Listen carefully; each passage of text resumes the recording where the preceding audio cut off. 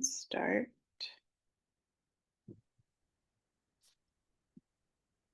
Okay. I'm going mute for 1 second. I got a call. Thank you. Okay. Yeah.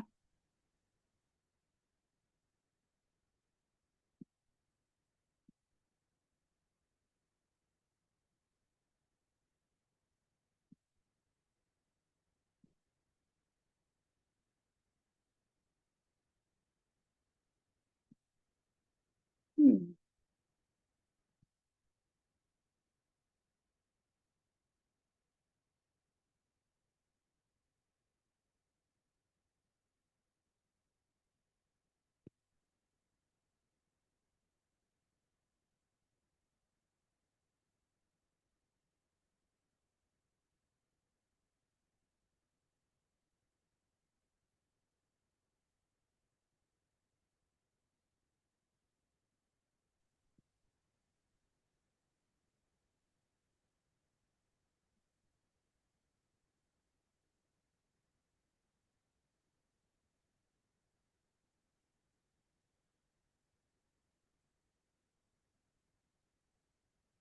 There he is. Hey, Miguel. Hello. Hi. Welcome. Hello to all. Hi, hi, hi, hi, hi, hi. Mhm. We have new We, people. yeah, we're officially started, so feel free to kick it off whenever you'd like. Okay. Let's give folks the customary 2 or 3 minutes to pile in.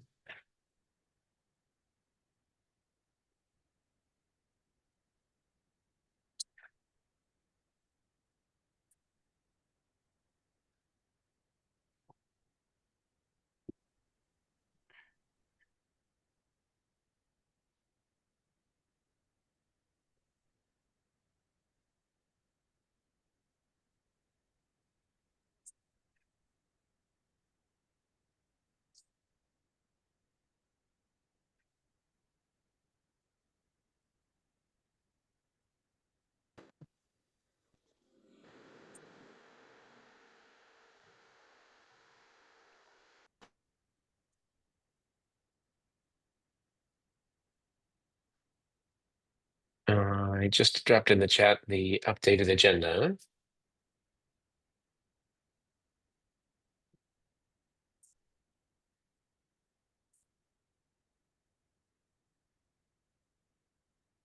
Miguel, just curious, I never did get the info about the banner stuff that was supposed to come to me. Is there someone who is supposed to work with me on that? Um, yes, I think it's on the agenda today. We can talk a bit about it. There hasn't been anything major since the last meeting, so you haven't missed anything. But I'll give a couple updates, and we can figure out what the timeline looks like. Okay. Thank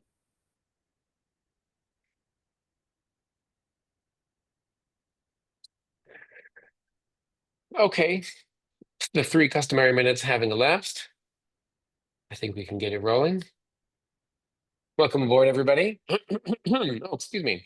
The updated agenda is in the chat. Mike, I think you joined just in time to receive it there. If not, let me know. Hello, Karen. Hello, Brisa. Hello, Aubrey. Got your email. Nice to see you. Thank you for being here.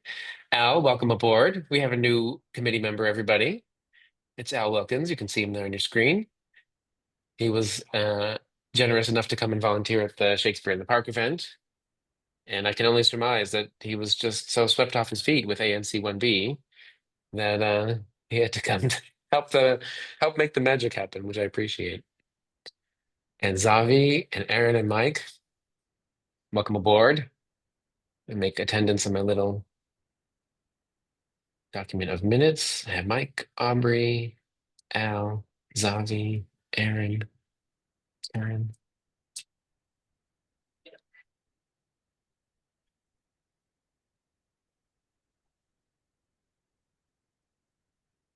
Well, since we have a couple new faces, Aubrey, I think we haven't seen each other in this committee before, and Al is new. So let's take can we do a quick, a lightning round of hellos? And we will end with Raisa, who has the first item on the agenda tonight, and she can introduce herself, and then we'll talk all about her. Um, I'll lead off. My name's Miguel. I'm Commissioner 1B06. That's the Meridian Hill District, including fabulous Malcolm X Park. I'm the chairman of Commission 1B. And there was another commissioner in charge of this committee. He stepped down, was no longer able to run the committee. So I'm doing it in the interim. Um, and it's great fun because yeah, this is the fun committee, which I like. Very little paperwork to push around, although we do have two paperwork items today. So very happy to have you all here. Can I popcorn it? Can I put Aubrey right on the spot first up? Tell us like your 20-second bio. Yes, hi, my name is Aubrey. I live on Florida Ave, and I work at Meridian Public Charter School, so very vested interest in the community. I love the neighborhood. I work in the neighborhood, and I've lived in this area for about 3 years. So. Cool, thank you. I actually did not know you worked at the school. Mhm. And I don't know if you've crossed paths with Karen Lee. She's our I admin like consultant. just started. Okay, cool. So I'll Well, know more in the next few weeks. cool. Karen Lee's our admin consultant on the commission, and her day job is at DCPS, and so she does sort of school outreach for us a little bit on the side. And we've been trying to reach out to Meridian and see how we can do some fun things. So now I know that you can be a conduit too once you ingratiate yourself there. So Yeah, that's awesome to know. Cool. for sure. All right, popcorn it away. Al, do you want to go next since you're the other newbie? We'll put you in the hot seat first. Sure. Al Wilkins, as Miguel said, I volunteered at the Shakespeare in the park event, and I had a lot of fun, and it was nice to meet a handful of people. I also have a very good relationship with another ANC person who encouraged me to get involved. I live on U Street. I've been in the area, the broader DC area for 15 years, originally from Maryland, and I work in education consulting. Very cool. Very cool. Love our strong education focus. Uh, Karen, do you want to go next? Good Oh, evening, everyone. Good evening. Karen Gall, and I am a Ward 1, lifelong Ward 1 resident, native Washingtonian, and I am a disability public safety advocate, housing advocate, and all around community advocate for our ward and for this ward, and obviously for the commission.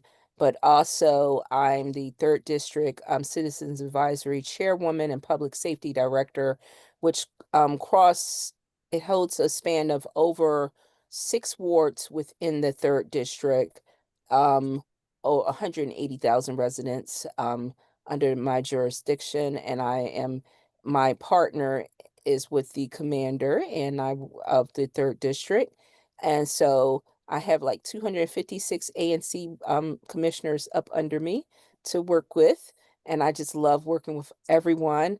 But because my home is right here in 1B, I'm always dedicated to everything that's 1B. So if you see 1B, if you don't see me, that means that I missed out on something.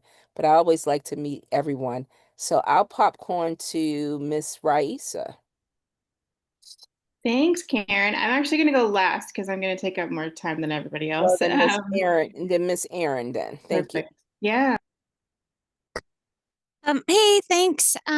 So I kind of moved to this neighborhood on a bit of a whim about 3 years ago. I moved here from Providence, Rhode Island, where I'd been for about 20 years. And I fell in love with it as we're hearing on the call. I do events for a nonprofit that's based in Rhode Island. So I just really like organizing stuff. Thanks. The most important skill set we could ask for. Perfect. Zafi, you want to take it away for a sec? Sure. Yes. Hi, everyone. I'm Salvi Webspan. I've been in the neighborhood for about 11 years. I'm a project manager in the IT enterprise project space. And yeah, hi, everyone. Good, glad to be here. Nice to have you. Absolutely. Zavi came to an open office hours event we did a couple months ago, so we roped her in. We'll talk more about that too, I think, Raisa, as we schedule the next one as well. Yes, this is my Uh, second meeting, so I'm also relatively new. Fantastic. Thank you. And Mike, you want to round it out? Yeah. Hi, everyone. I'm Mike. I live over in LaDroit Park, been in the area, been in DC for 20, almost 25 years. Lived in LaDroit Park for about 14, and got involved a little bit with the Shakespeare in the Park with Commissioner Miguel and also with Commissioner Matt. And had a really great time doing it. And would like to see more exciting things in 1B and our neighboring ANCs as well. And Aaron, I'm actually going over to Providence in about a week and a half, so I've never been. So I'm very excited to explore the city. So it was kind of fitting that you come to DC from Providence. I'm excited to explore a little bit more Rhode Island next in Labor Day weekend. So Oh, and you're then gonna love it. Oh, I'm looking forward. We're actually taking, not to throw the meeting off track, we're actually meeting up with our nieces and enjoying a little bit of beach time in Narragansett. So So jealous. Enjoy. thank you. I'm going to turn it over to Risa, and then thank you, everyone. Nice to meet everyone. Thank you guys. It's so exciting to be able to join, and I really appreciate the intros. I was a little nervous I was going to have to guess who everybody was and what everybody did. So thanks for that, Miguel. I am joining as the outreach consultant. Practically what that means is I'm able to offer some project management, some admin support to all the really exciting things that this committee is doing, as well as the commission kind of at large. So you'll see me in the background with Karen quite often helping with the meetings, taking some notes. Maybe you've gotten an email or two from us. And so targeting my time a little bit more with this committee, as you guys have, I think in the last couple of meetings, created quite the list of really exciting things to do. So there's a couple really specific things that I'll dive into a little bit deeper, but just generally, as you're working on things, if I can be helpful, I hope to be. I have been in DC for about 10 years. I work for the federal government. I'm at the Administration for Children and Families. I've worked a lot in the homelessness and housing stability space, as well as the foster care space. So it sounds like there's some overlap with some of the work you all are doing in your daytime jobs as well. So just excited to get to know you all a little bit better. Miguel, what did I miss? How was that? That's fabulous. Great. Yeah, like she said, she's been doing like behind the scenes work with the commission, website, newsletter, all that kind of sort of component of outreach. And now we're hoping to do like a little more active on the ground types of outreach, which is why I wanted to bring her into this committee so that we can make sure that we're coordinating, since we talk about a lot of that kind of stuff in here as well. So, Bryce, do you want to say a little bit maybe about the September outreach schedule and especially Art All Night and what we're thinking is on that, and see if the committee has input or folks want to plan to join us there? Yeah, sure. So I don't necessarily have all the details sorted out, but I can let you know what I know. As Miguel said, our goal is to essentially do more on the ground stuff, more in the community stuff, show our faces a little bit more. That looks like tabling, it looks like signing up for events. And so what I've done is created a bit of a schedule for September. We'll start September and then it'll build into October. And the idea is to kind of center around an event or two, depending on kind of what's happening in the community. And then supplement those with some, I'm calling them pop-ups, so maybe you guys have a better word, but essentially some tabling. So a table in the park where we can just talk to people who pass by, give them some information about who we are and what we do. So the event that we're looking at, there's a couple events in September. I think we're going to talk about a couple, but the kind of bigger one that we're working on and was voted on in the last meeting is called Art All Night. There's a couple all-night events that happen in different wards. This one is in our ward, so I thought it was a good idea to join. And so we've been in touch with them about becoming sponsors at the $500 level, which will allow us to have our logo on different things and participate in some specific ways. So in communication about kind of finalizing that, but it's been voted on, so we're able to move forward, which is great. The date for that is it's 9/13. It's from 6 to 11. I will drop a link in the chat. I'm not going to be able to talk and type at the same time, so I'll drop it in later. And the idea is for us to have a few people who are willing to, we'll have a table, so have a few people who are willing to pop by. And I think just generally help get the word out about who we are and what we do. So I'll stop there. Karen, I saw your hand go up. You can ask your question while I try to find this link. Oh, great. I didn't want I didn't want to stop you from saying what you were going to say because I figured maybe she might answer the question.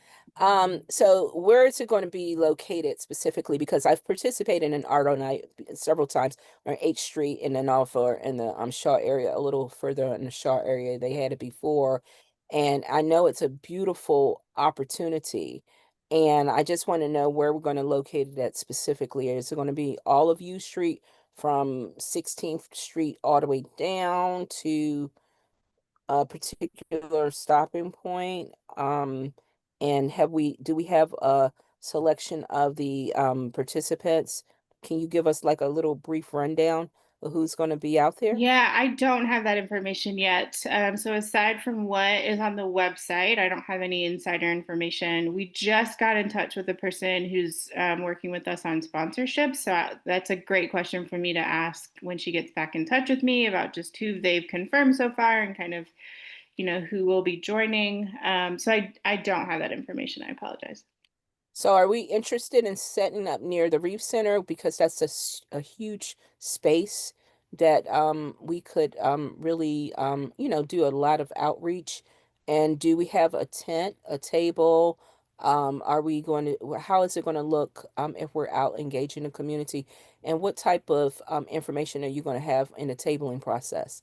Am I asking too much? I'm just No, I think those are all I don't know. really great questions. I just don't have the answers quite yet. So what I'm gonna try to get information about from this person, whose name I don't even know if she gave me, is going to be some of those questions exactly. Where are we located? What does the kind of $500 sponsorship really get us in terms of, do we get, is it a table? Is it, like, where is it gonna be? Do we get to pick? Do they tell us? So working on some of those questions, but those are the same questions I have. So I appreciate you lifting those up. Great. I'm happy to help you. If you have any additional questions that you may want to know. Oh, I see Michael is adding. Yeah, because I do. Oh, Yeah, good. it's so great because I do have two nice canopies, 10-foot by 10-foot canopies that we use if you need them, and they're blue, so they can be go into the whole Blend ANC. in, yeah. And they don't have MPD logos on it, for Okay. you guys to know.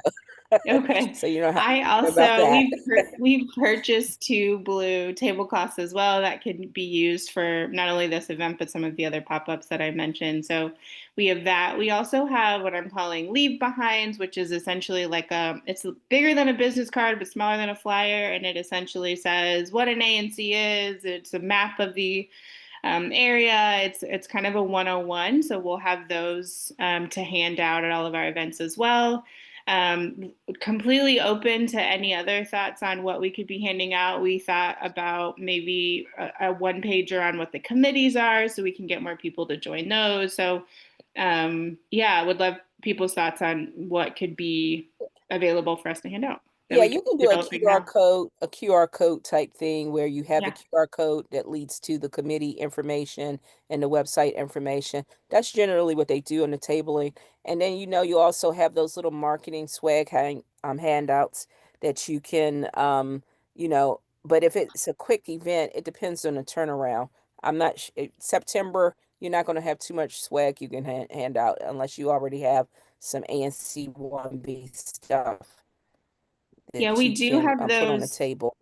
we do have those like smaller, it's like cardstock flyers. Those are done and ready, so we can definitely hand those out. And then, if there's specific information like around committees, we could do some just printed paper. But this is also helpful as we think about doing more of these. We can be brainstorming for future events as well. Thank you. I'm happy to help, and if you need my assistance, please. I will let you know for sure. Thanks, Karen. I dropped another link in there, which I found only after some digging, which is that on the District Bridges website itself, there's a bit more information about the U Street Art All Night specifically, which does not appear on the Art All Night website, which is not very helpful. But it does say that the event will take place at the Reeves Center, U Street between 13th and 14th, and the 13th and U Metro. So it sounds like it's mostly the one long block from 13th to 14th, and those two corners, I suppose, because it includes Reeves Center. So I'm there are a gonna few people already signed up here. It seems like this is they're going to have a craft vendor market, aerial arts performers by Lee's Flower Shop. I'm not sure what the connection is there. Maybe they're just sponsoring the aerial performers. Yoga, an exhibition from Hamiltonian artists, which is wonderful. We know Lily. Live painting at Sud House. Artists pop up with live painting at the Ellington, and exhibition highlighting queer artists at Spark Social House. So there are some places already nearby signed up to and then I have can components. drop in the chat the sponsorship information so you can others can see kind of what the $500 gets us.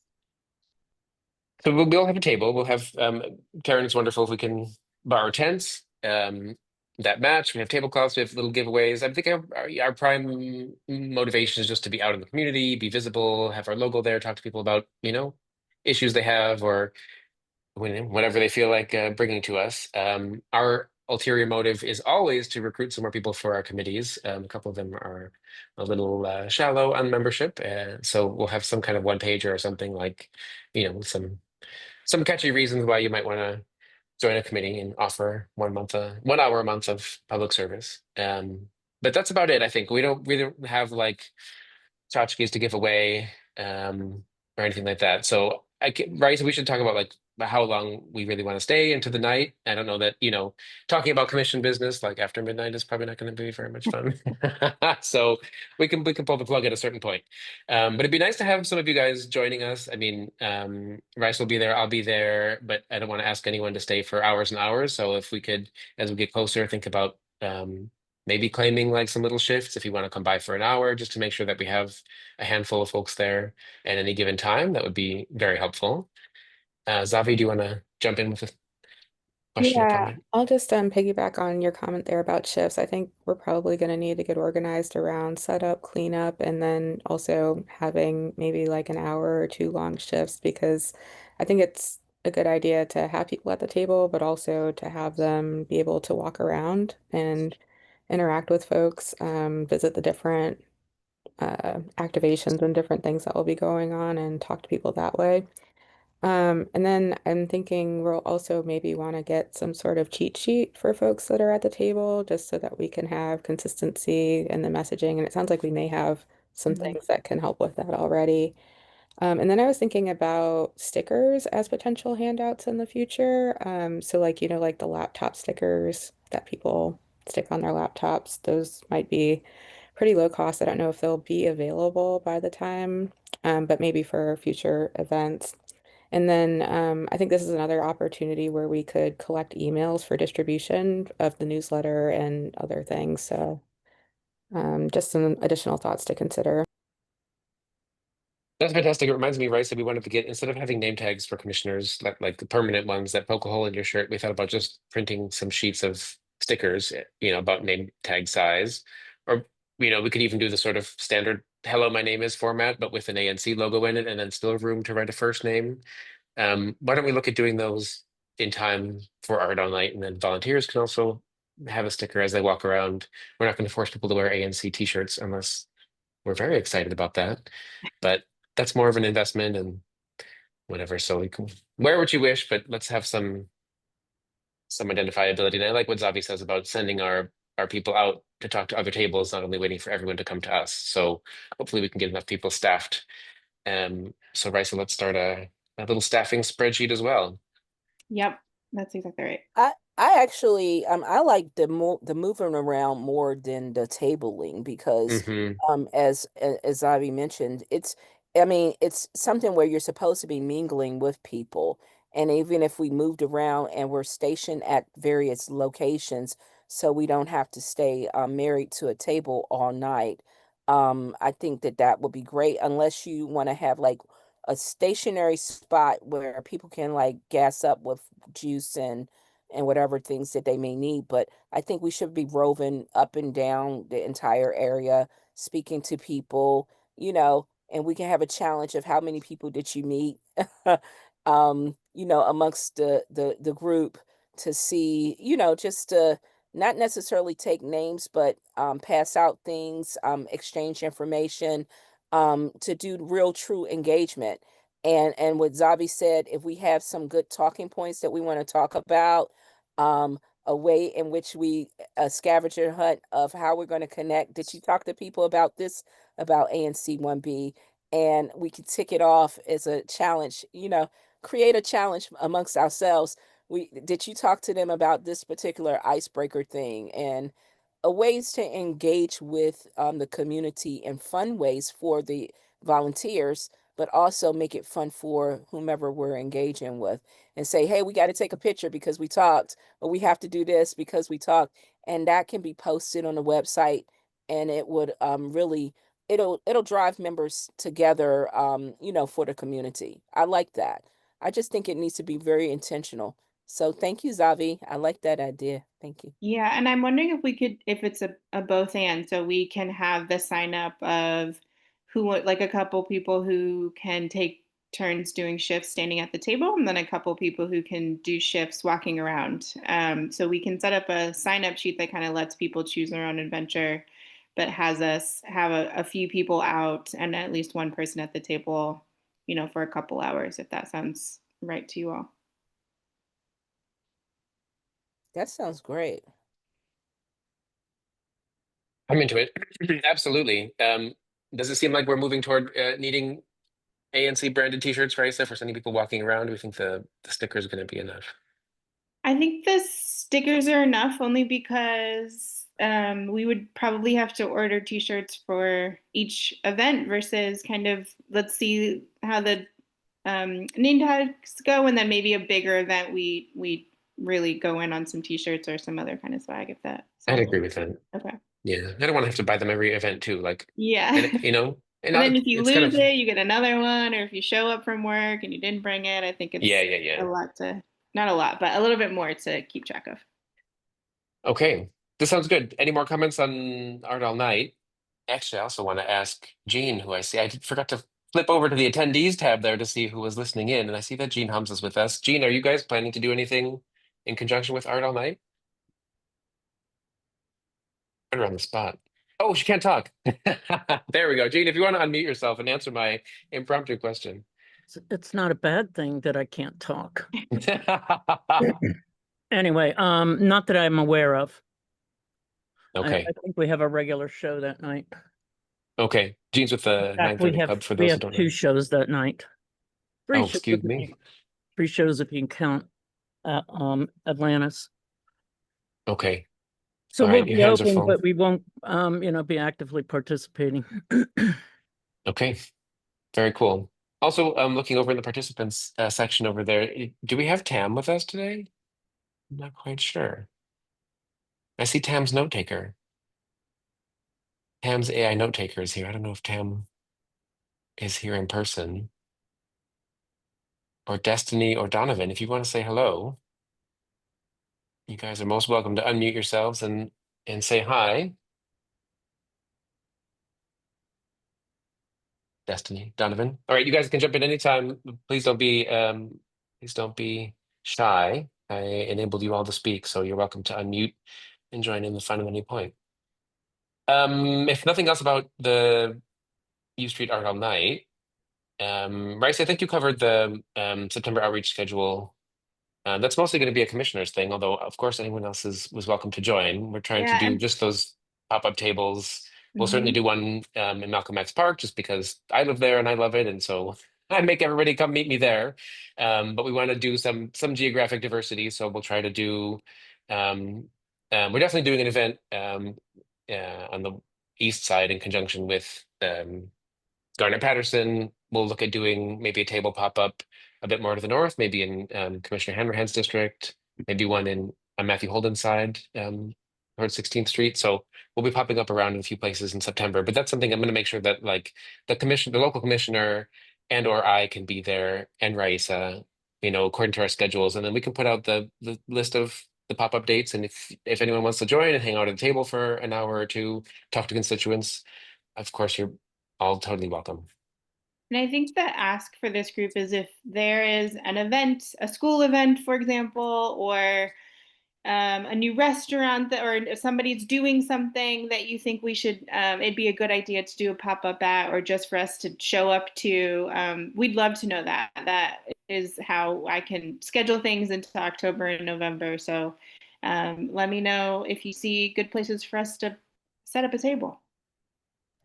Great. And we Yeah. are going to LaDroit Park for the block party on I think it's September 28th off the top of my head.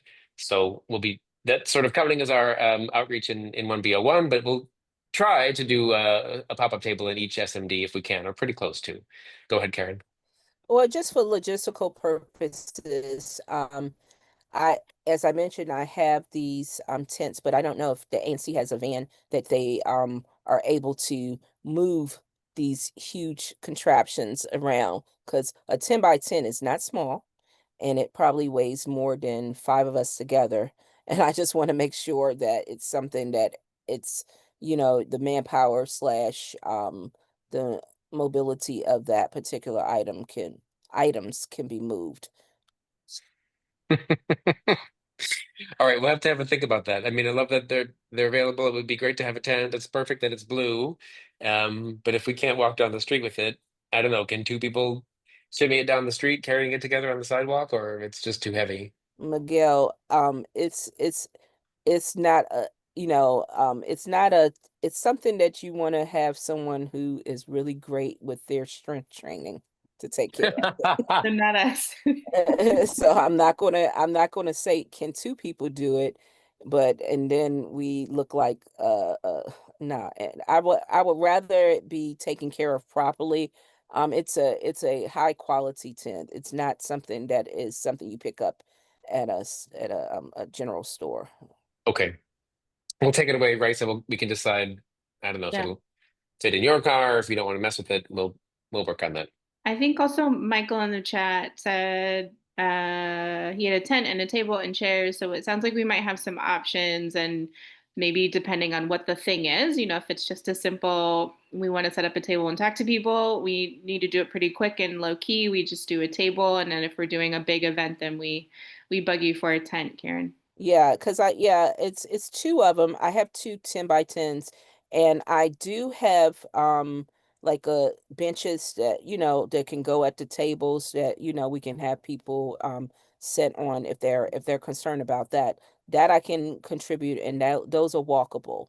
But that Okay. tent is not, those tents are not walkable. Yeah, yeah.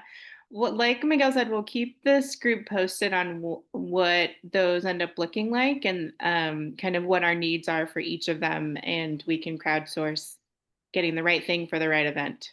Certainly. Cool, and keep the events coming in. We're going to talk about it again in a second, but the Garnet Patterson is like a back to school event they're having, and so we're going to try to find a way to have a presence there. I think that's the perfect idea, as Raisa said. If there's a local event going on that we can piggyback on, much like the Droid Park block party, it's more fun than just having us at a street corner at Well, a table by ourselves. Although we love doing that too. we do have coming up on the 22nd, which is this Friday, at the Sandlot. We have Cleveland Elementary School is having their back to school event on this Friday. Have you guys been invited? I thought I invited you all before, but just in case. And they're in the ANC 1B district. At which school did you say? Sorry. This is Cleveland Elementary Oh, School, okay. and they're going to be having their event at the Sandlot, which is at the corner of, it's the new Yeah. location, where the 7th and Florida Avenue. Yeah, the in Kettering, CVS. where the old CVS was. Right. No, I don't remember that coming across our radar. You said it's coming up when? It's on Friday. I just got, well, I had the Evite. I thought I had it last month, but I'll send it around again to make sure that you all are participating, because I think ANC 1B should be a part of that, because Cleveland Elementary is a really good school in the district. Yeah, if you could please send it right away. Mike is asking in the chat what time the event is, but if you want to if you send the Evite to me, I can circulate it around and we can see if there's a commissioner available to go. And Sure. Raisa, the promo materials, if we wanted to have them distribute the cards, the leave behinds, you have a stash of them. I don't know if anyone else does. I have all of them, but I'm happy to meet somebody somewhere with Okay. them. Okay. I'll take care of that. Karen, if you send the email after this meeting, I'll push it around and see who's available. Thank you for bringing that up. Anything else, Raisa? Upcoming events, outreach generally? Anybody have any questions, suggestions before we move on? So well, I have a couple follow-ups, but my new follow-ups from this conversation is I'm going to put together a sign-up sheet that has both a stationary spot and some move-around spots. And I'm going to order those name tags. I think I have it kind of in a cart already, so I'm just going to press send on that. And then we'll keep working on the sponsorship, get that confirmed, and you guys will see that invite to sign up for a spot very soon. And am I missing any new things? That sound right? The schedule of the neighborhood pop-ups, but that'll take us a little bit to organize still. I think that's it. Okay. I'll also send around the minutes that I'm taking right now from this meeting, which have the action items all highlighted in annoying yellow, so that'll help remind us too. Okay, let's move on. The next item I put on the agenda is two sponsorship applications, in fact. So for those of you who haven't done this before, which includes me, it will do a quick refresher that community organizations, defined very broadly, can apply to ANCs for sponsorships for events, meaning financial support to host an event of some kind. All ANCs consider these. Not all ANCs are as fortunate as we are with our budget. We do have a rather large bank account because the ANC did not do a lot of sponsorships for many years, and it's a big priority for all the commissioners to move some of that money out of the bank and into the community. So we love when organizations come apply for sponsorships. Shakespeare in the Park was one of these. We do a thing every couple of months. We try to, even if it's as small as like sponsoring a yoga class, we've done that in the past, right? Low dollar, but it's just a way of supporting community activity. As long as it benefits the public, we're allowed to spend money on sponsorships for most things. There are some strings attached, which we're going to talk about in a second. So happily today we have received two applications for sponsorships, and generally we like before the sponsorship request goes to the full commission to vote on, we like to have it come through this committee for us to kind of dissect and see if it's a thing that the ANC should be involved in, or whatever, just raise questions about the budget, make sure it looks above board. So today we'll get to go through that exercise twice, which is good for us. I think in the future, I would love to have a system where when this sponsorship application comes in, I'll send it out in advance for everyone to sort of scrutinize, and we'll do a little bit more of a bit better job at it. We don't really have a process for this yet, but I'll get there. Luckily today, we have Mike, our committee member, is also the president of the LaDroit Park Civic Association, and they are our first sponsorship applicant. So we have him here. We can grill him live. Mike, if you want to come off mute and say a little bit about your application. While you're doing that, I will also put the application itself in the chat for everyone to download and follow along. Thank you. This is our second year after COVID that we're doing an annual block party. Technically, you close off a block, but it's for the entire neighborhood. It is a free event for LaDroit Park, and we actually get quite a few community members from Shaw, Eckington, Bloomingdale. We get kind of a wide swath. We also let the schools know around the area, so that's why I was asking Karen when is the the Cleveland Elementary event, because that's a school that a lot of our community goes to, or adjacent community. And it's a family focused event. There's a barbecue that the Civic Association puts on. There's a magician for the kids. There's games. Some years we have face painting. Some years we have fluid animals. There's one of our neighbors is doing a music band, so that's great. And it's just a fun time for the community to come out. Last year was a year we really heavily promoted it, and it was kind of revamping it. We had about 300 and I want to say it was like close to 375 people attend. We're expecting about 450 this year, or maybe 425. I forget what I put on the application, but we're expecting 75 to 100 more people this year to attend. And it's a great event. We had quite a few families out. Last neighbors got to meet one another, and we try to benchmark it very similar this year to what I think the U Street community did for their block party, and I think that's kind of where our application is trying to mirror. We're kind of the same size, and we're trying to grow it, and also we just want to provide some sort of fun activity for our community that everyone can come out and enjoy. Thank you. And Mike, I'm sorry, we're going to use your application as like a little bit of a a pedagogical exercise here, I think. Since we haven't done this before, at least not since I've been chairing here in interim basis. So I'm going to push pause there for a second, and just share my screen. With my little face in the corner, which is my favorite way. I think it's hilarious. So if you go on the ANC's website, up here under community resources, there's a page called community sponsorship. This is a page that Raisa and I are doing our best to update. The text here is mostly correct. Raisa, check me on that. I don't want to go too much into the weeds, but our the guidance and our understanding of the guidance from the DC government have been evolving over time. There are technically two ways that the ANC can give money to support a community event. The first one is direct expenditure, and the second is a grant. And there really isn't a ton of difference between them. It's just like kind of technicality in the way the statute is written, and there are a couple different guidelines based on which avenue you pursue to giving money. The sort of long and short is that grants have more restrictions, and so we tend to stay away from that. And we would rather just approve community sponsorships as direct expenditures by the ANC, meaning it's just like a quick vote at our meeting. It comes out of our budget. We're making a direct payment, as opposed to saying it's a grant to an organization and the organization is spending it in a certain way. We're, like I said, like clarifying some of the differences between these two things. This distinction was not quite clear in the past, so that we've just rewritten all the language on this page. We're still working on it. As you see, we have to do some work here forthcoming. Mike, you filled out the form that this grant application that's been posted on here.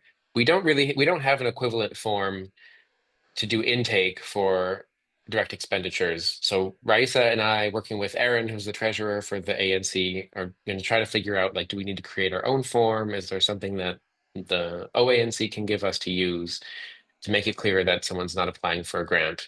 And just to make this page a bit more user friendly in terms of like when you're coming to the ANC, you really shouldn't have to go like so deep in the weeds here to understand the difference between a direct expenditure and a grant. Like that onus should be on the commission, not so much on the applicant. So we're trying to streamline this. Raisa, I don't know if you want to add anything else about that particular process. Okay, it's a little bit technical. Working with Aaron to clarify exactly how we should be talking about these things. So I'm going to share the application from the Drake Park Civic Association, which is the same one I put in the chat, but we can just take a peek here on the screen altogether. So it is kind of odd with me in the way. How do I get rid of that? Karen, go ahead. Great. I loved it. I have so many questions for you today.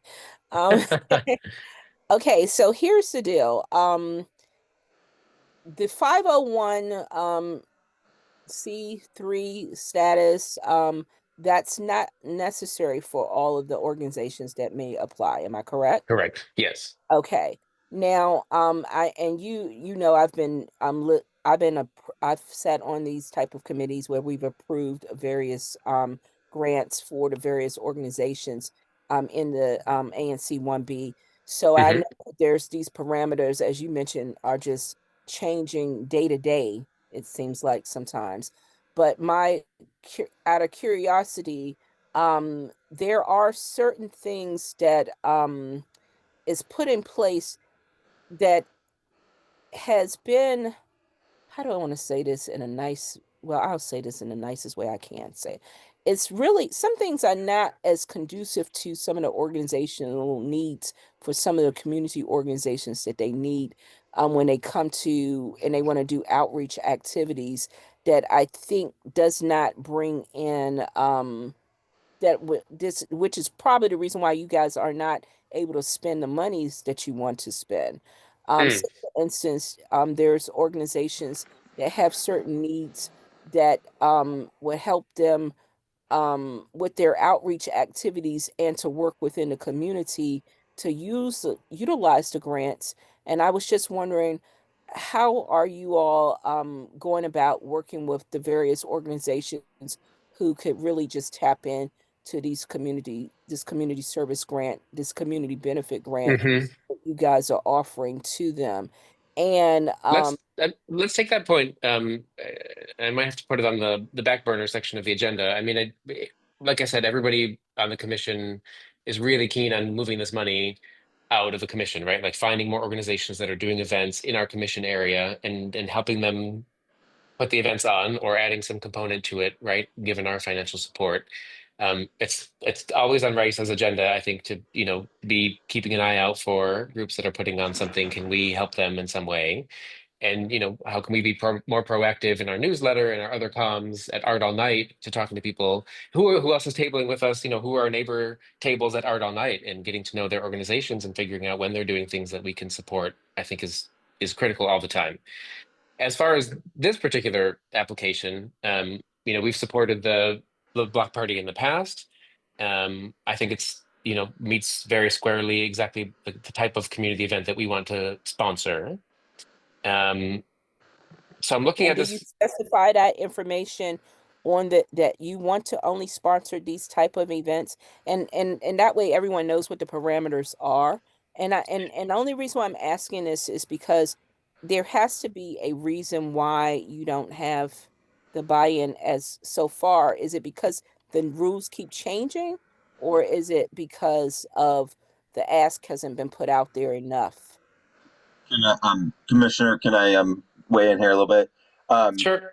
Karen, we did not even know this was an opportunity until last year to apply. Mm, So I'm assuming, and this is just a big assumption, that a lot of these organizations don't know that there's a process to get funds from the ANC. Um, when I applied, so you have to go through a portal to actually apply for a block party and to have like it approved by the city in terms of getting the road closed down or whatever permit you want to do. It's all public information. I actually was going to share it sometime this week. I actually downloaded it for the last 12 months, mhm. and I could only get the ones that were in Northwest with addresses in Northwest. But I'm sure there's a way that we can go through and say here are all the ones that do block parties in ANC 1B. I just haven't figured it out, but that might be a starting point if the commission's interested of saying we didn't even know there was a block party on, I'm going to make up a block party, like on the 200 block V. And so that might make sense to like do something like that if it's like within 1B to maybe proactively reach out and say, hey, provided there's, requirements, like maybe it's $1 for dollar or, if it's a certain size, it's this amount, it has to be open to everyone. It's public and, it can be spent on X, Y, and Z. But I kind of had the same thought that, for me, we didn't know this existed. So is there a way out there that there's a public record of it, and it's not, I'm sure there's ones on there that are missing because they didn't get a permit, but that might be a starting point to reach out to the folks that don't know about, going through this grant process. I don't know. Does that answer the And I question? agree with that Hmm. because I agree that, like you said, that knowledge is important, but is there a limitation on what the how much people can apply for? That information is necessary too. Right. I think, yeah, I mean, I want to take this away, being mindful of the time today, because I do want to talk about the actual applications we have on the table before us now. This little introductory paragraph here on our website really could be beefed up, right? To give those sort of basic ground rules, right? The little FAQ section, is there a maximum? Who's eligible to apply, right? It has to be an organization. Does it have to be a C3? Absolutely not, but it can't be an individual, right? So like, the civic association counts. We can do we can do a better job here. So, I'd like to, Raisa, maybe if you and Mike and Karen want to do a little email round robin after this and work on some language, that'd be great. Obviously, keep Commissioner Lemon Strauss in the loop. He's the best briefed on this. He's our treasurer, and he's already waded through a lot of this with OANC to understand what's permissible and what's not. And let's foreground it here on the website. And then we should always be talking about this when we're out in the community. Anyone who's doing an event, mostly in the 1B area, I guess. I don't think it technically has to be held in the boundaries of 1B, but really probably should be, because you have to demonstrate that it benefits 1B residents.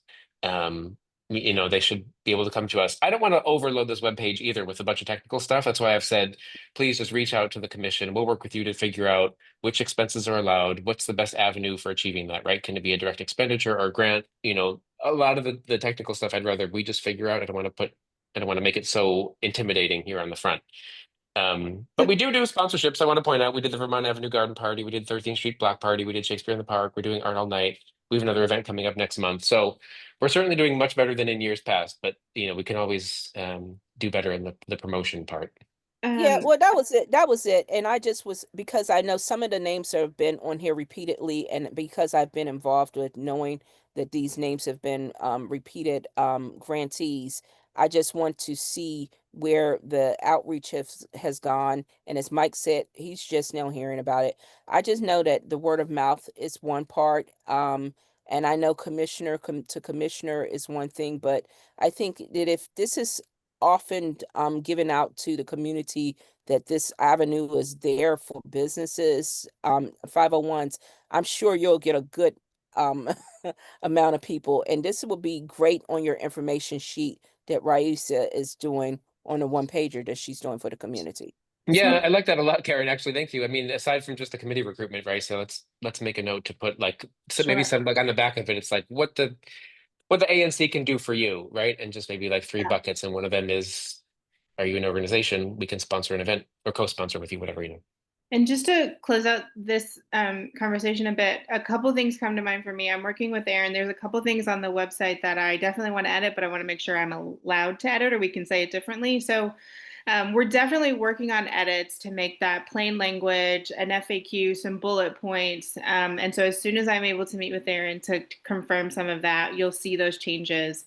And then what if I sent that once it's updated to Karen and Michael, and you guys can give me some edits and we can keep updating it to make it as useful as we need to. We can also, once we, I think, land in a good spot with the website, put it in our newsletter. We can do a bit of a highlight spot once we get things in a place we're ready to advertise even more, I think. But at the moment, I think word of mouth, figuring out how to update these or share them in the events we're going to is all really good. So I'd like to say more is coming, and we'll make sure this committee stays updated on what that looks like. Wonderful. So, Mike, I noticed you did fill out the grant application. I'm gonna receive that application loosely because the first thing I'm gonna do is I already let Commissioner Lemonstrass know about it. He took a look and he said it looks fine. I'm assuming that the commission's going to want to do this as a direct expenditure instead of a grant, for like internal technical reasons. I'm assuming that doesn't matter to you on your end as long as we come through with the money. So, right, so this is like, the thing we have to work out. Like, if we don't want people to come into the grant pipeline, we need to give them a different form to fill out. Um, This was Commissioner. This was actually the form that was sent to us by the ONAC oh yeah, to okay. fill. So we don't really. We did not have a preference grant or direct expenditure. It was just the form the link that I forget Right. the woman who sent it to us, but she sent it to us. Right. They also don't have a form, an equivalent form like this for direct expenditures because it's like not something that they need to review. It's kind of the commission's, anyway, we'll worry about this later. But we can at least take the information out of here um, regarding the Joint Park Civic Association's block party. Um, so for everyone's awareness, as Mike said, it's on September 28th. It is a block party. LPCA is putting it on. They have done it in the past. We sponsored this event last year. Um, it's not a C3. Just so everyone knows, we're still a nonprofit. We're a 501c4 because we're a civic association. Cool. Still abide by almost all the rules of a C3. It's a technicality for the IRS. Correct. Good. Thank you for pointing that out. 3 to 6 p.m. free event for all residents. This is so this meets our test of it has a public benefit, right? It's for our residents. It's free and open. Um, Barbecue cookout, non-alcoholic beverages, desserts. One of the main rules that the ANC has to abide by is that we cannot pay for food or entertainment. So you'll see that this part of the event budget is not what they're asking us to cover. There'll also be family-focused entertainment games, music, magic show, face painting, and volunteers will set up, maintain, and break down the event. Very cool. Basic information happened again last year. As Mike said, they had 350 people attend last year, hopefully more this year. What else can I share? The total project cost is about $3,000. LPCA is requesting $500 from the ANC. They're working on securing funding from neighborhood businesses to defray costs, which is great. And the $500 that they're asking for the ANC, Mike, I know you put it in here somewhere explicitly. We were recommended to put it against marketing because we can also use that as an opportunity to and we can highlight the ANC 1B newsletter on there as well. We also have a civic association and a general LaDroit Park listserv, so we can just add both of those to that. So we can also use this as an opportunity to promote the ANC 1B newsletter too. Okay, wonderful. So he's written in here that this is the full event budget, and what they're hoping the ANC will cover is some of the marketing and operational costs, flyers, signs, posters, etc. Total cost of 700. They're asking us for 500. And as a reminder, Mike, we sponsored. How much money did we sponsor last year? It was a bit less. Yeah, last year we didn't know what to put down, so we just put 150. And then we were given guidance that because of the size of our event, that we're probably eligible closer to the 500 mark. And again, last year was the first year that we did it post COVID, so we didn't really know what to expect. We were expecting like 150 people, 200 people, and then once we got the RSVPs, we're like, oh, we are probably going to double that, and we did. So we were kind of shooting from the hip last year, and this year we have a little more data points than last. Okay, that's wonderful. I would like to make a motion in Sure. regards to this because I know this committee, the whole point of this committee is to make motions to approve these asks for these particular grants. And I would like to make a motion that the ANC supports this particular ask at the $700 mark and not 500. They have a request for marketing. They've secured their funding for the other things, and I think the $700, because there's not a cap. This $500 cap is not where is this coming from? Because there's not that is not a parameter that's set. Where is that $500 being done? And I'm making this motion, but I'm asking a question also. But my motion is that I recommend to the full ANC that we support this grant at the amount of $700 for what is it? LeDroit Park Civic Association to receive the funding for their marketing operational costs for their block party that's held in September the 28th, 2025. Thank you. Okay, That's my motion. is there a second to the motion? I second. Thank you so much.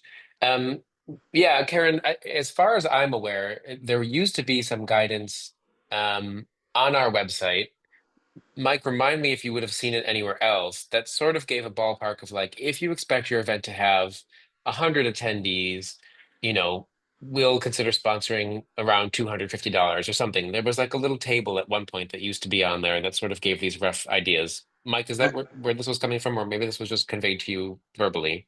No, it was I forget. It might have been Allison who got it. She's our committee chair or events chair for the LPCA. We were told at one point it's $1 per person as the guidance, but then we haven't seen or heard of that before or since. And then the other reason why we put $500 on there, Karen, was that that's what we know that I called it the U Street block party. It was the 13th Street asked for 500. So we just wanted to be fair that all block parties within ANC 1B got the same amount.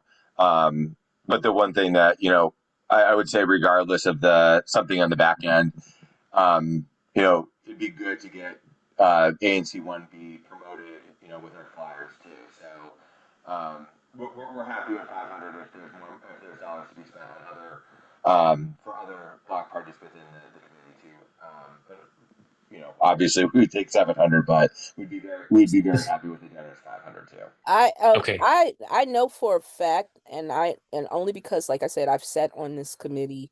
It has matriculated to various names, but I've sat in this position to know that the monies has not been capped at 500, and I think that although there is information on this website saying for 2025, I'm speaking of previous terms. So I'm the motion that I make, I'm gonna stand at the $700 mark, please. And it's been second. And so if the discussion is to do otherwise, that's completely up to the rest of the colleagues on the committee. But I don't want to change my amendment. I don't sure, accept that's that. fine. Let's hear if anyone else. It is true. I see there's sort of, like you said, there's precedent because we've had other block parties and garden parties, and we've sponsored at $500. So if we want to kind of keep that as the benchmark, I think that's very fair. Um, if people on the committee feel like, this block party has taken place in the past, it obviously has a track record of success. They're expecting it to be larger this year. Um, there's certainly there's no restriction, there's no legal restriction to us changing that and recommending that the ANC approve $700, which is what Karen is suggesting. So I don't know if anyone has any burning thoughts about how we should handle that. We want to keep consistent with a $500 generally, or be magnanimous. I This is Al. Since the request was for 500 and there was no discussion from Mike Olis about 700, I would, and if that's what we're doing for the U Street and that's what the consistency is, since we are in this gray area, it might be just a better option to keep it consistent right now until we iron out all of these other details in the table and the suggestions that have been made prior in this conversation. But I don't feel strongly, and I'm not against 700. I'm just for consistency. I think consistency could be really important, especially if there are questions. In 2 months, we have a different recommendation. Yeah, that seems fair. Anyone else want to weigh in on the question?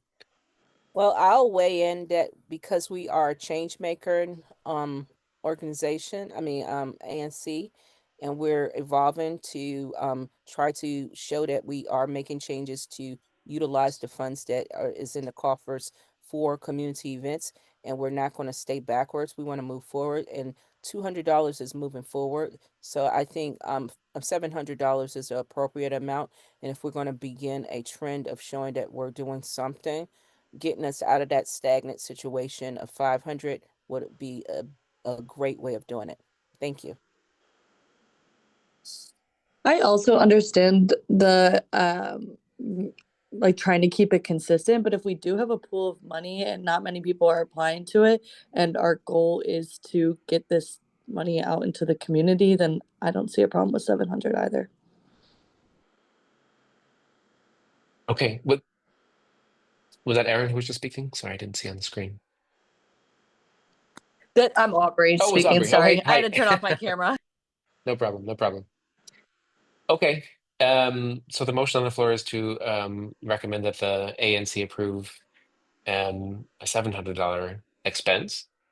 Any other debate on the question? Okay. I mean, I don't want to make it so formal that we need to move to amend the motion. We'll leave the parliamentary fund for when the actual ANC meeting happens. So yeah,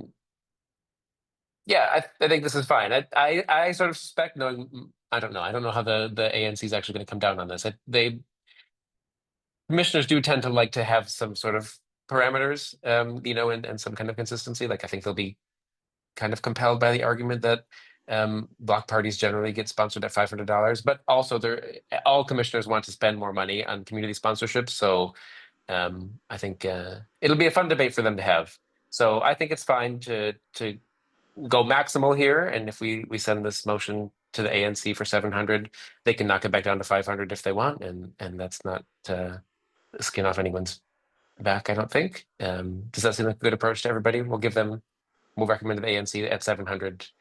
It's up to them to. Yes, because that's the motion. The motion was at 700. I think if the ask is at 700 and we stay consistent with that and we vote for 700, I think the presentation to the ANC is this is our recommendation for 700. And I don't think that it should have any extra back and forth dialogue because that's what it is. Okay, so without wanting to complicate it too much, let's go with the motion for approving a $700 expense for the Lydroit Park Civic Association block party. All those in favor, will you please raise a Zoom hand?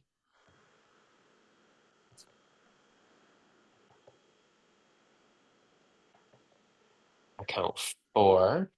I can't see anything, Miguel. Can you? Oh, sorry, it's because I'm sharing my screen. I apologize. There we go. I count 5 hands up. All right, thank you. Any opposed? I figured that as much, Mike, that you were going to recuse. Anyone opposed to the motion, please put your little Zoom hand up. Put your Zoom hand down if you've already voted. I see no one opposed, so by a vote of 5-0 and an abstention from the applicant, which is very noble of you, and the motion has carried. So I will let the ANC know, and then we'll see what they do on September 4th. Thank you very much. Thank you very much, Mike, for applying. Thank you, everyone, for a spirited discussion. Perhaps we should have actually considered the two sponsorship applications side by side. That might have actually been instructive for us. The next one on the agenda is an application request from, as I mentioned before, Garnet Patterson Stay Opportunity Academy, which of course is in 1B's area. And they are having a back to school event. It's called Back to Stay Day on September 20th. And their interest, they haven't, this one's a little bit tricky because we're not allowed to make a grant to another government agency, including a public school. So I'm still going to have to do a little bit of work. What we usually do when we want to support an event at a school is work with the PTO or PTA and make a grant to them for their participation in the school event. I still have to iron out those details. So this is not quite baked yet, but since the event is on September 20th, I'd like the commission, the ANC, to consider this at its meeting on September 4th. They did fill out the same form that Mike did, the grant form, which is the only one we have available right now. Let me pull that up. While I'm pulling it up, Karen, do you want to go ahead and make your comment? Of course. Why wouldn't I? We have okay, so I do what I would like to review their applications just as we looked at the if you pull that up. But so they are a government entity and they're not an actual like organization. The state organization is a government entity. Okay. Okay. So that's where I guess where we were talking about the language that you have on your site to make it very clear, so that no one is just like mistakenly applying for something, and Right. that's why you It does put it say in in the the vote. grant application form that public schools are prohibited. And they noticed that when they filled out the form, and they flagged it and they said, "Hey, we're a public school. What should we do?" Oh, okay. So that's why I'm working with OANC now to figure out what's the usual way to do this. So I have to figure out with the GP Stay team whether there is a PTA involved or another organization that's sort of co-sponsoring or handling part of the event that we can work with and make an expenditure or make a grant, make a sponsorship to, Right. because it can't be directly to the school. No, because it's like DC government paying DC government, and that is definitely a no-no. And that's That's correct. mingling funds, and we can't do that. So I certainly, yeah, because I'm sure they have, and I know that they would have a need because they really do good work for our people who are attending that particular program. And I certainly would love to to support them. But I think if we find out if they have a like a auxiliary organization that is part of their school, and if not, they need to start one.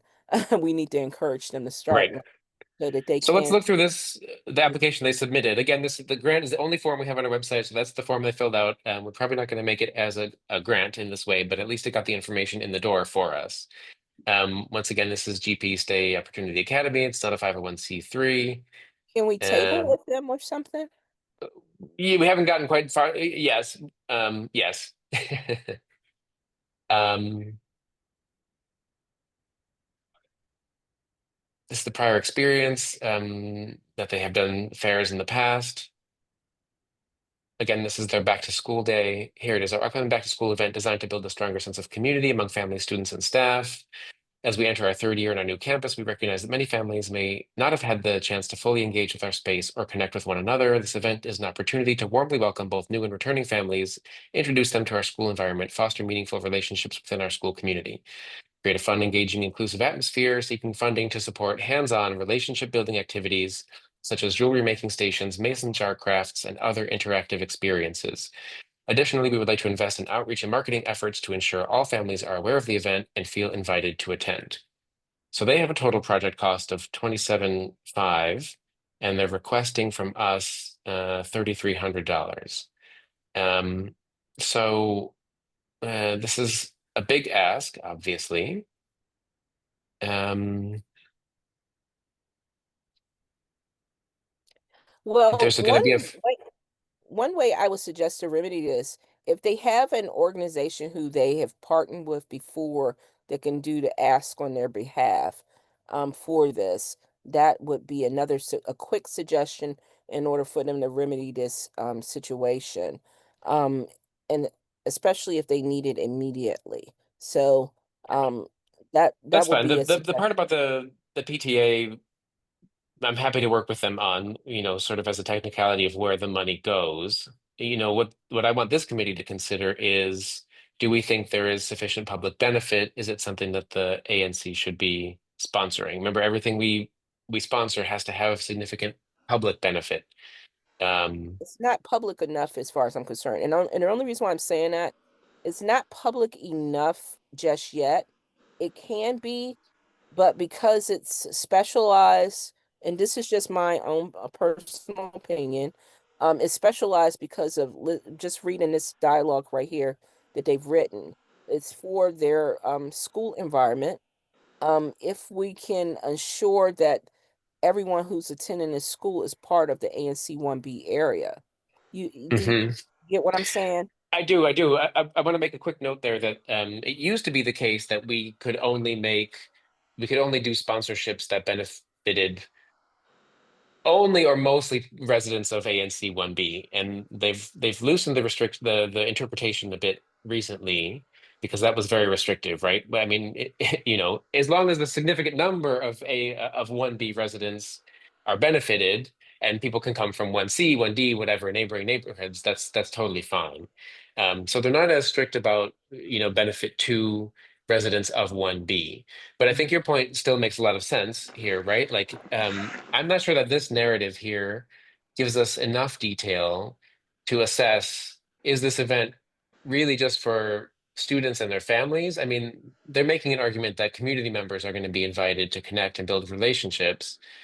Um, but I'm not sure that I quite see enough. Like, I don't have a sense of whether this event is going to be outside, Exactly. if it's in a public place that people can wander in and learn more about the school and what goes on and meet people. I think that's really cool, actually, especially because I don't have kids in school, so I don't really know a lot about what goes on in schools day to day, right? Like, I would love a thing where it's like open to, kind of like an open house for the school. Community members can come in, meet the Exactly. leadership of the school, that kind of thing. I'm not sure that's exactly what we're seeing here. Oh, Increasing awareness of the school as a community hub, benefiting both residents and local employees while promoting pride and shared investment in the area. Mike, I see your hands up. You want to weigh in a little bit? Yeah, kind of piggybacking off what you and Karen just mentioned, if the school is doing some sort of community event for the community, I can see this being more of a appropriate application. My other concern is that I always live by, if you do it for one, you have to do it for all. So seeing that they're asking for 3,700, I mean, that does open up a Pandora's box that you're going to have to do that for all elementary schools, everything out there that's doing something similar. And I don't know how widespread that is, but I don't feel like this is community enough where it would actually warrant the ANC. And then also, or I guess it's 3,400, 3,300. Also, is this a reoccurring ask? So just keeping, I'm on the mindset of doing a lot of small events. Like, I would love to get the block party list over to whomever to see what, small block parties are available in the ANC 1B, and like just kind of continue to do those. But I feel like this is a lot of dollars for, yeah, I'm sure it's a great cause, but I just don't know what community benefit it would actually. I agree with that. And Mike, I'm so happy you're here right now because I want to ask you, I have never filled out this form before myself, which is a problem for the person who's reviewing it. You put that nice table of your entire program budget in here. But did you just put that in some kind of open text field? Because I noticed we don't have a specific prompt that asks for the entire project No, but budget, Jay, I doing. don't I don't know if you scrolled all the way down, but the last page has the breakout. And I guess my biggest question is how many people are invited to this because the number of kits they're requesting and the numbers just don't sound like it's a large impact like you guys were just discussing. Oh, I see. I forgot these were attached here. Yeah, So right. The makeup like kits and 20 stuff. art kits is not the 20 people, you know? Yeah. So obviously, I mean, they've recognized all the food stuff on the lower half here. They're Yeah. saying is DCPS funded, so they're aware of that restriction. The ANC stuff that they're asking for is tablecloths, craft jewelry kits, mason jar craft kits, balloons, helium tanks, balloon string, face paint kits, acrylic paint, printing of flyers in color. And they're saying 500 flyers, that's pretty significant actually. Oh, and custom canvas totes, I guess, as a giveaway, which is a huge part of the budget, $1,500. Um, yeah, is that Al, or if anyone else wants to weigh in, Those is are that the accurate consensus kind of? prices. Those are So, actually accurate prices, but I heard what Al said. Or did you say it about the 20 kits? I mean, I was saying the 20 kits for specifically, but and I don't know Miguel, what you were gonna ask me, but I would just say like someone who's a plan, I know we have event planners on here, like we've all gone through this of like there's certain things that may not be the best for this event and I'm not trying to criticize it because I think it's a great proposal. I'm sure it's going to be impactful, but I wouldn't do tote bags. It's 15, it's like a third of what they're requesting. But then if you don't do that, you only have 20 mason jars, which is only 20 families getting something, you know? So I just question how they work. Mhm. I can help you. I can help you with that question, Al. Because see, what they do is they have like little stations. Right. So it's not like it's only serving 20 families. Only 20 people may want to participate in that station. So they set up various stations throughout the event. And so everybody is not going to go run to the mason jars table. And so forth and so on. So they have the balloons and everything. This is a standard for what I can see, based on these types of events. So they have everything specced out properly. I just was concerned about. They said that they want to do outreach of 500. So is that 500 within the school or 500 throughout the neighborhood? So Yeah. when you see the flyers that they're going to print out, um, it's when we're talking about community benefit, 320 hamburgers, so they're expecting a nice little crowd. I'm assuming 300, 150 to 300 people, more than likely, for the crowd of people that they're planning. But getting the information out to the community is what I'm concerned about. This basically looks like just the school only. And I'm just, so I'm like, okay, are they really an organization or are they DC public schools? So that's that. I think once Miguel gets that worked out, I think that that will help us to be able to support them. But I don't think this is going into the broader community for the ANC. That's just my Mhm. Yeah. understanding of it. Does anyone else want to speak exactly on that point? It feels like our opinion is kind of crystallizing around that point, that it doesn't feel community oriented enough beyond the school walls, so to speak, that it would pass muster for public benefit. Um, but that we could maybe see a version of this um, application that shows community engagement a little more explicitly. Is that where the consensus is landing? If they were doing a block party, say for instance, if Right, they took the same thing and took it outside of the school walls and say, right. we're going to do a block party right here at our school and it's for the community, then that would present it a little bit differently. And I think that if they did it and if they said that, then hey, I think it'll be great for us to support it. But it seems just too school oriented, and I'm not going to weigh in anymore. Okay. Anyone else on that point? I want to make sure that we're capturing the consensus on that.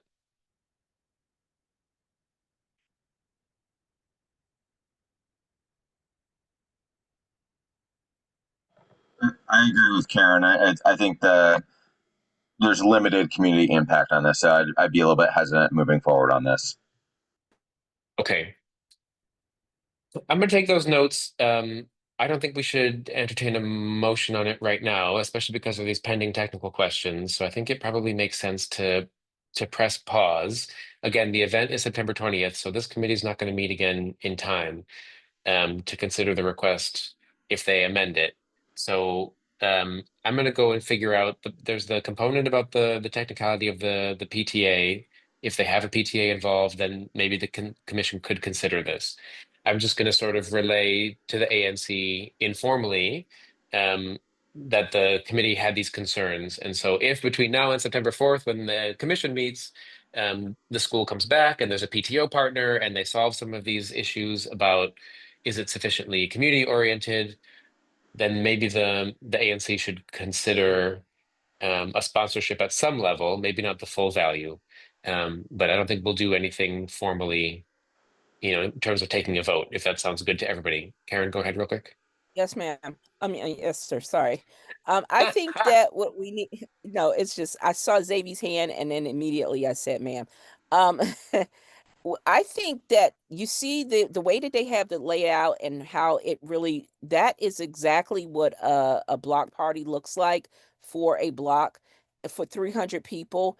I like the way they have everything drafted and all the different things that they're going to have, all the components that they're looking to have. But that the cost is kind of extensive for a block party. 27,000 is too much for a block party per se, but I think it would be great for a festival event if the ANC wants to do something like that. So I would suggest that you all hold on to that type of information that they've collected and use it as a framework for something that is a little bit bigger for the community. That I think right so there. too. I want to point out real quick that the staffing is the bulk of it, right? Because they're talking about what's Oh, the school staff time okay. worth. So that's $21,000. That would be a problem because there's also a rule for ANC grants that the overhead can't be more than, I think it's 15% of the full cost. So, again, once we convert this over into supporting a PTA, if that's available, that'll go away. But just to point out, that's the bulk of it. But I think even the $3,500, since this could be a block party or it's comparable to a block party, and we're talking about Block Party is usually sponsoring them about $500. We just had that that discussion previously. A $3,500 sponsorship for a Block Party, I think, is going to kind of blow the doors off the thing for most commissioners. Zavi, go ahead. Yeah, my comment was just around getting feedback to the requester as soon as Hmm. possible. I know I heard you say that you wanted to have some more discussion with the commissioners, maybe at the next meeting. But yeah, if we can give them feedback on where they're missing the mark, and also any other organization that may come to us in the future as soon as possible, just to give them the opportunity to adjust. Right. Yeah, yeah, that's on me. Honestly, in future, what I would like to do, I think if the committee's willing, is when we get one of these applications, and I'd love to sort of assign it to one of the committee members, Zavi, like you and I could work together and review an application, and you could kind of be the point person with them. But this one came in yesterday afternoon, so I just didn't have time to turn it around and be that organized, unfortunately. Mike, your point in the chat is interesting that the school's enrollment last school year was 407 students. So, I think, Mike, what you're hinting at is that basically maybe it's the same population size as the Droit Park Block Party, which we're sponsoring at $500 or $700. And so, 6 times that budget for this event maybe would seem a little disproportionate, unless we could make some argument, right, that there's such significant community benefit, which I think we're not feeling here. My comment or reason why I was just thinking with the 407 and the 90 staff members. I mean, we were looking at the 500 flyers. My big concern is just, is this an in-school program, which has great merits. Please don't get me wrong. It's just, there might be other avenues with other grants out there that would be better fitted for them. Right. Okay, I agree with that. Um, Anything else really quickly? Otherwise, I'll take this away, as I just said, and advise them and see what they can do. Okay, very cool. Thank you guys for the input. We're going to get this process ironed out a little bit for when we get these community sponsorships. Really hope we get more of them over time. Like I said, I mean, it's not a secret. The commission's bank account is probably at 170K, 180K right now. So like there's money that we want to move out the doors. Not that we're going to be capricious about it or, fail to scrutinize applications, but like I said, everyone is very willing to put money to worthy events in the commission area. We're way over time, which I'm a bit grumpy about, and I don't like doing that to you guys. So I think maybe if we can do just kind of a lightning round of the ongoing projects section of the agenda.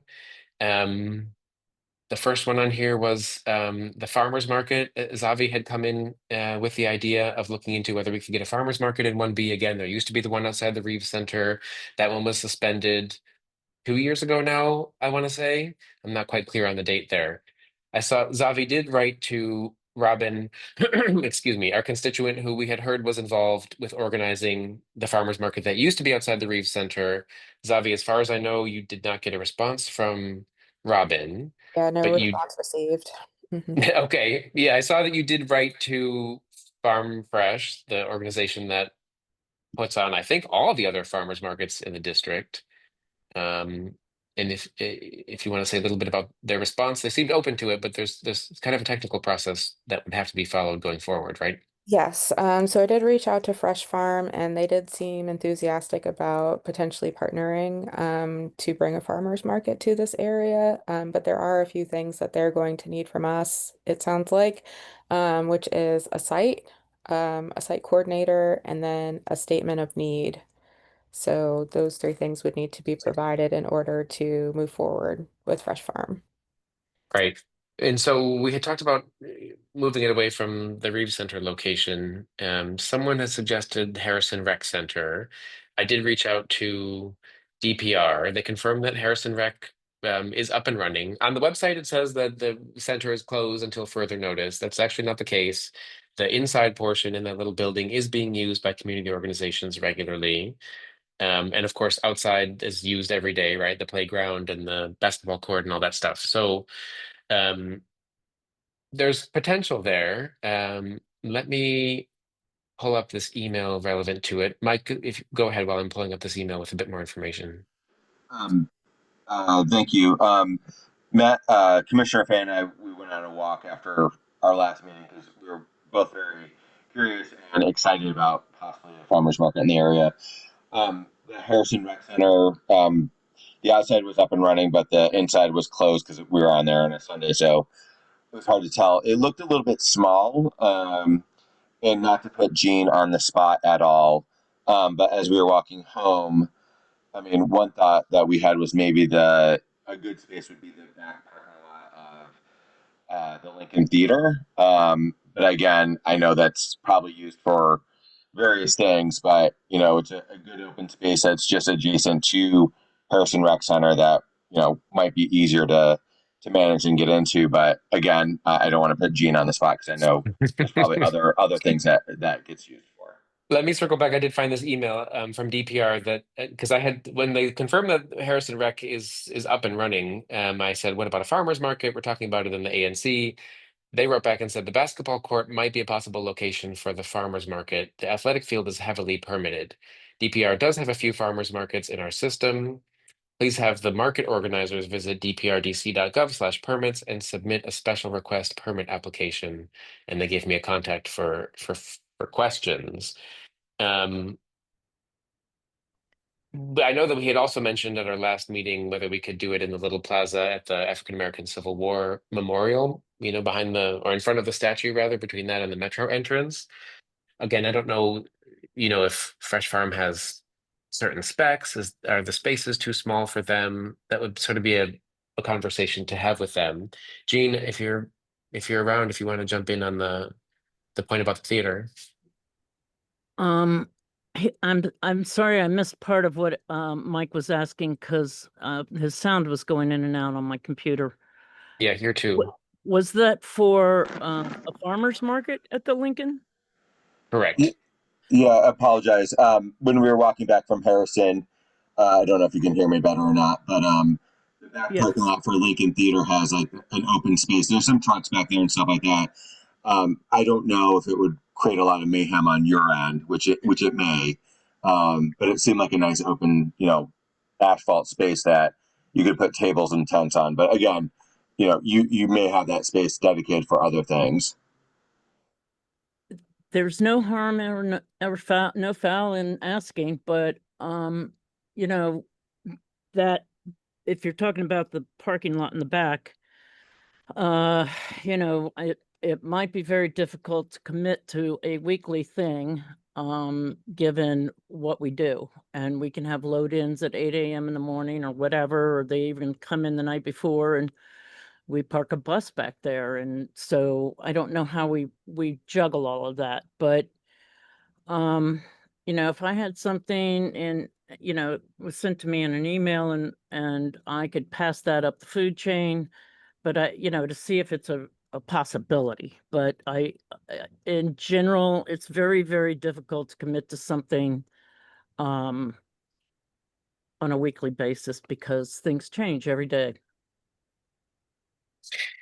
It's true. And I don't know anything about the space at the Civil War Memorial. Obviously, that's NPS ground.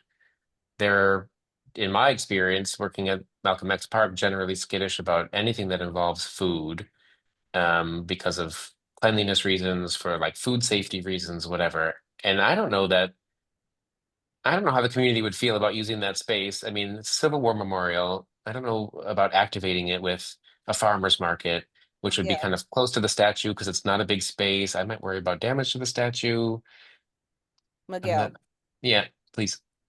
Okay, and I know I made a promise that I wasn't going to add in anything else, but the Reef Center is the ideal location, and that because one, most people who have participated in the one, it's not an activated site, is not, and it needs to be reactivated. There is a community need.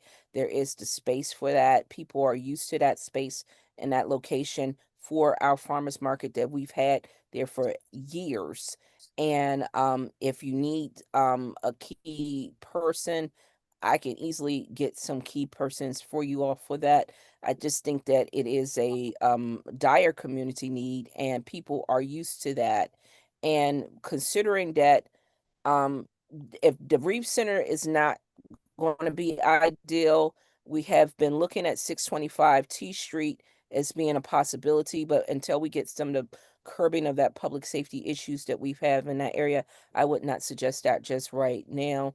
But even though that area has been gated off, I'm going to suggest highly that the Reef Center be reactivated for this, and that and that we just make sure that we nurture it the way it needs to be nurtured. And I thank Zavy for doing her work with Fresh Farms, because they are an ideal partner for this, as well as there's some additional farmers. There's a Black Farmers Association that I also can give you that get that information for you too, Savvy. Thank Zavi, go you. ahead. Yeah, that would be great. If you can pass that information along. Because another thing that I was thinking about is if we go too far east in Ank 1B, I feel like we might get too close to Common Good City Farm. Since they're Hmm. over there in LaDroit Park, and I wouldn't want to negatively impact their business. But also they could be a partner in this, so that's someone else I could potentially reach out to and see if they may want to That do would be something with it. excellent.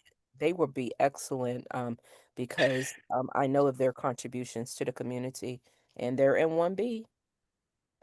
Yeah, that's really excellent, actually, Zavi. I hadn't thought to put these two things together. And I bet the folks at Kamigo City Farm probably have sufficient expertise to write that needs assessment for us if we brought them in to the project, right? Because I certainly, to respond to what Fresh Farm is asking, I wouldn't really know how to go about demonstrating the need for the farmers market other than like, I want it because I live here, and DuPont is a little bit far away or whatever. But I think they could probably help us with a bit more of a sophisticated analysis to show where there's need, and they have experience, hyper locally too. So I think that's very smart. And I'm noticing that Mike is putting in the chat also 14U just seems best. I wanted to add one thing. I think in our previous meeting, we had mentioned that the farmers market at the Reeves Center had been suspended because of the pending redevelopment of the Reeves Center itself.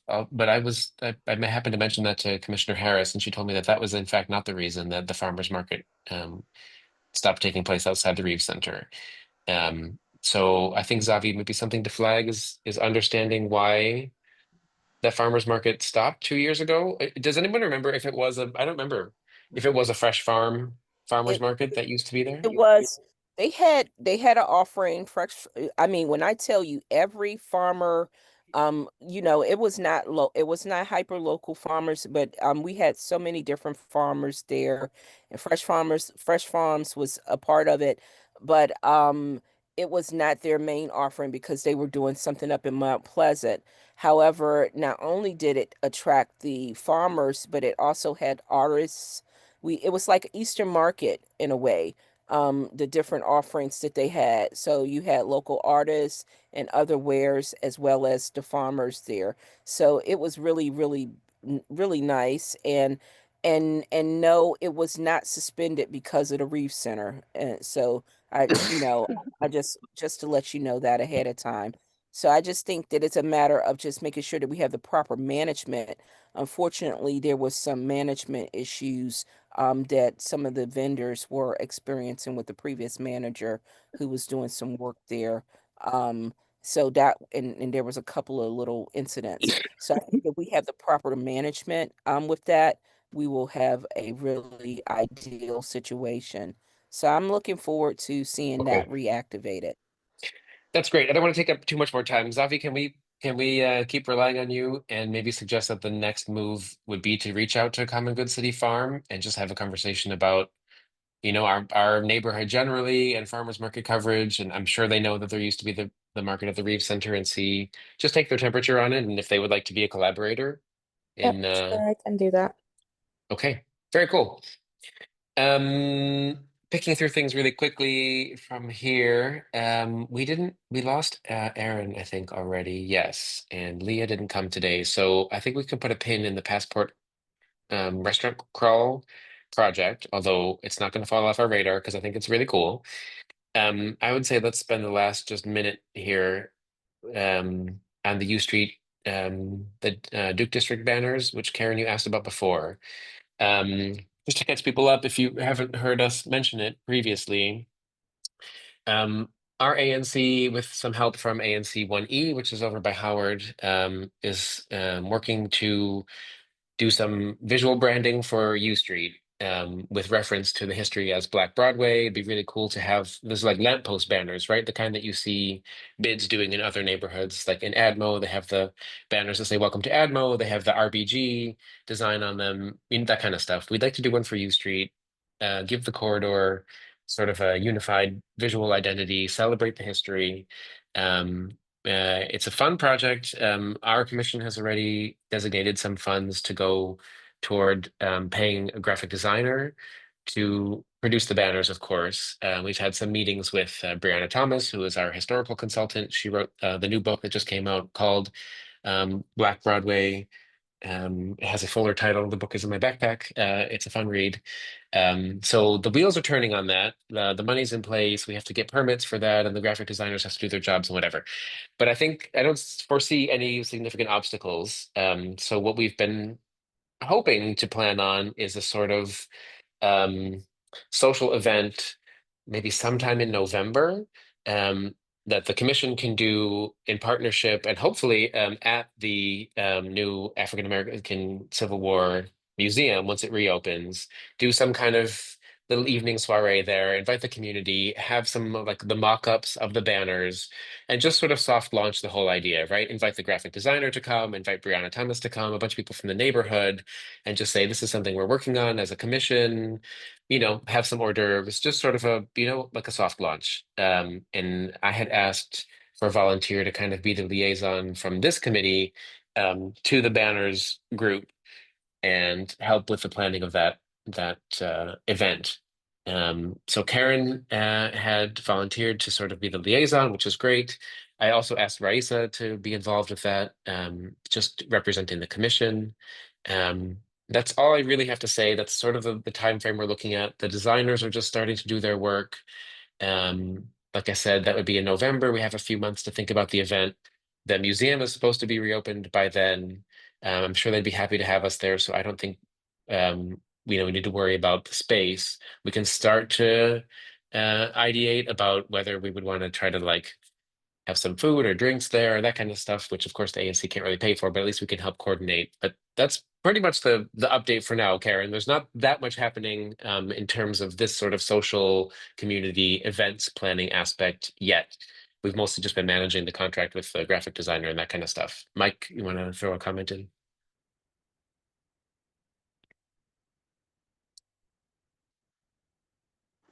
Mine is just from doing not something to this degree, but tons of events in my life.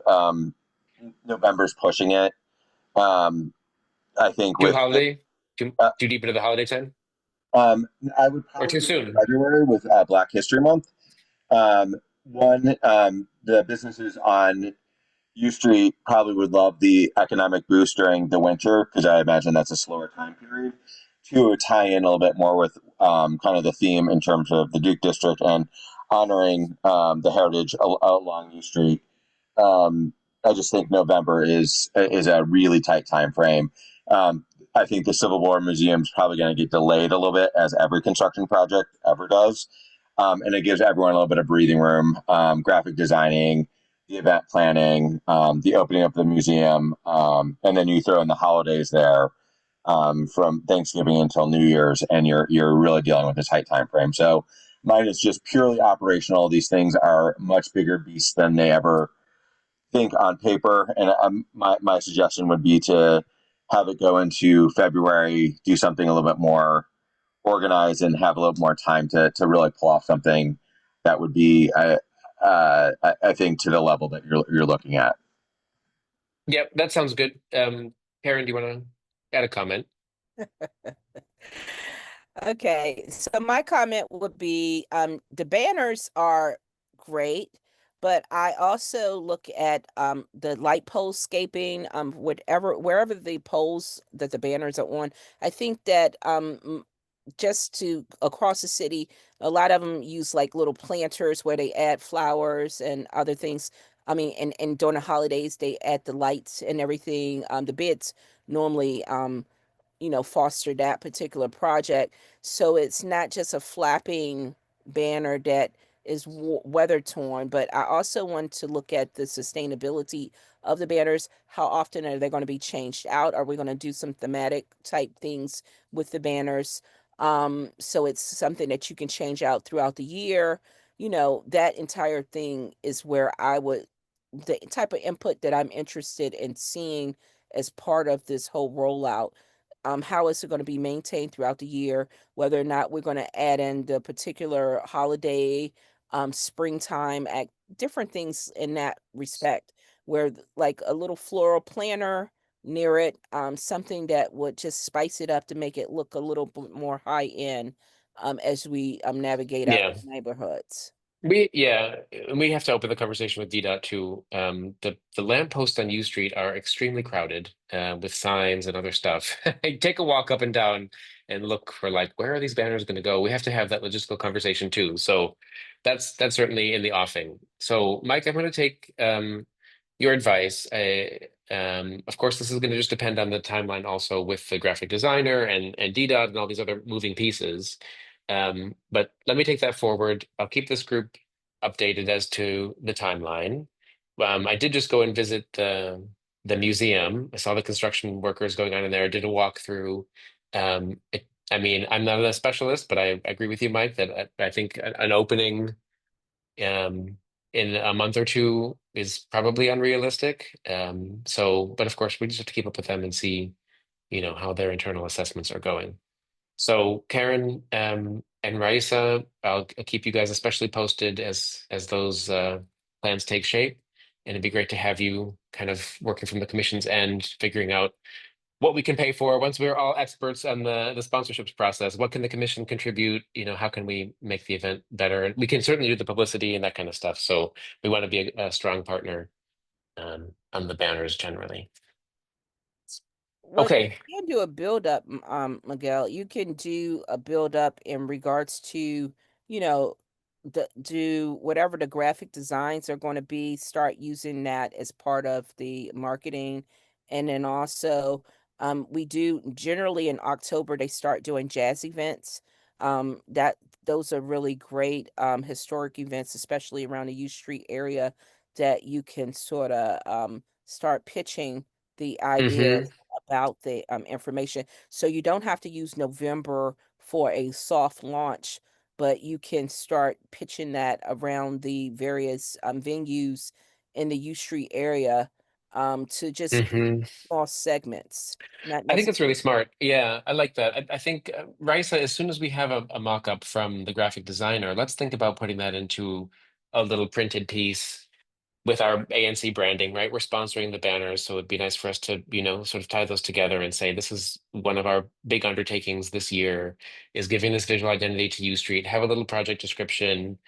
It could even be like a bookmark, what if because the banner design obviously is going to be tall, right? Like the banner on the lamppost. So we could just take the design, make a bookmark on the back, have ANC, and have a little project description about, bringing life back to the history of Black Broadway on U Street, URL for the commission. I think something like that could be really fun for us to do. Mike, go ahead.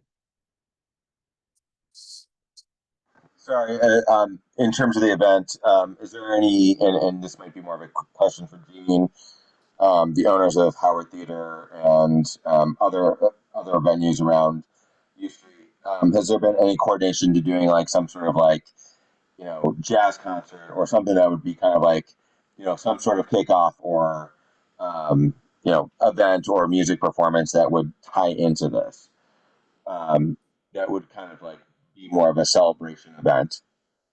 And I don't know if that's, whether it's November or February. I don't know if that's way too close to now to make something like that happen. But like inviting some sort of artist that does like a 1920s jazz, that would be, all the famous artists that lived and worked and played up and down U Street, kind of an homage to them. That sounds Or even not to set up a whole event of our own, but if somebody happens to be a local artist or somebody happens to be in town at the time, say it's in February when we do this soft launch thing, could we engage them to come to the newly opened museum that night? And if we could do a performance or something like that, could be really fun. Well, I know you can get the kids involved. They have this blacks and wax art, like a little art come alive thing that they do where the kids come alive and they represent various artists, and it's really good, and you can make it family oriented if you do it there, or as Mike said, the jazz concert and jazz events. That, and I really like that idea, Mike, and building it around the you know, in that particular era, those period eras. It's so many different beautiful ideas that you can use to tie in. But the program to start putting out the PR information, I think you could start doing that, like with Art All Night. That's a ideal way to start putting that information out there. If the graphic designer has pieces already ready, that we can consider, that could be part of the information that we pass out.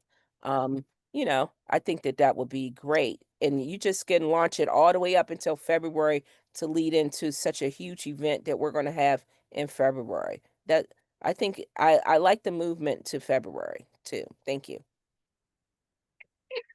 Okay, I'm taking all that down. We have gone way over our suggested time. Um, let's keep talking about these things. I'll send out the minutes, of course, with some to-do items highlighted.